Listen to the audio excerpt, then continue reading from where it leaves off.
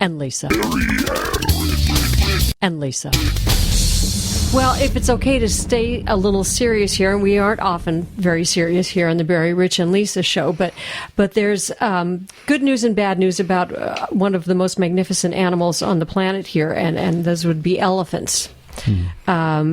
They understand, not surprisingly, human gestures. Now, dogs understand human gestures, and I was actually part of a little study with dolphins, and we were using hand gestures with the dolphins, and they understand gestures. The difference is you don't have to train an elephant to understand the gestures. They understand. Yeah. Wow. Yeah, and especially pointing. Now, dogs understand pointing, although my dog gets a little iffy. CJ, over there, huh? But that's why they can use them for lifting logs and stuff that they do in some of the third world countries where they use them as work animals, if you will.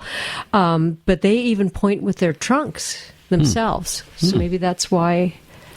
And what type of response, or what type of things are you asking the elephants to respond to, or what do they know? What do they know inherently that they seem to know? Does it say what? Well, basically, they're mostly talking about pointing. So if you point up, what would that mean to an elephant? I mean, it wouldn't really look up. I don't know. Okay.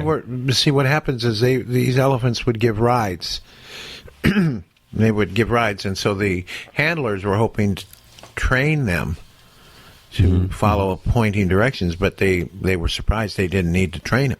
Gee. These elephants knew. So and they did this study at the University of St. Andrews in Scotland. Now, I just am curious as to why they had to take the elephants to Scotland.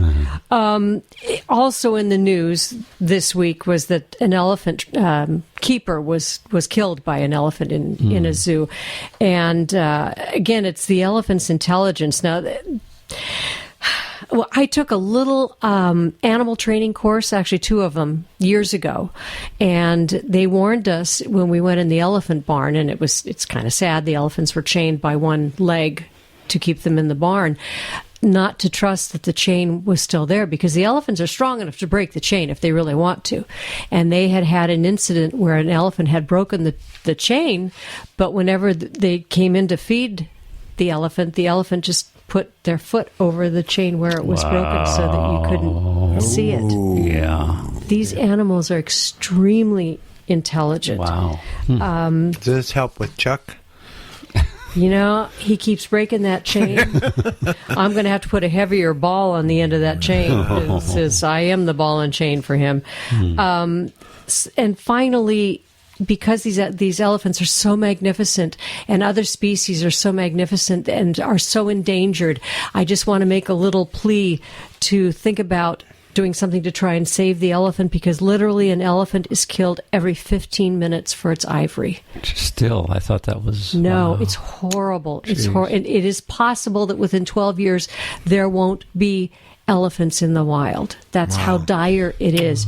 You can go to the post office and they're selling vanishing species stamps where you pay a couple cents more for the stamps, and it goes to that. There's a wonderful organization called the Wildlife Conservation Society.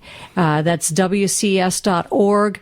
I just beg you to give this some thought, maybe give them a little bit of money, and see if we can't save these magnificent animals. And make sure you don't buy anything with ivory. I mean, that would be a biggie. We already can't import it. That's been taken care of. But they even want to try and stop just selling within the existing ivory within the United States, because it still promotes that it's beautiful, which it is, but they literally hack off the faces of these elephants after they kill them. It's just, anyway, very, very serious. But give it some thought, people. We would really appreciate it, and these animals are so worth saving. So that's my story about elephants, and I'm sticking with it. Right. And Lisa. And Lisa.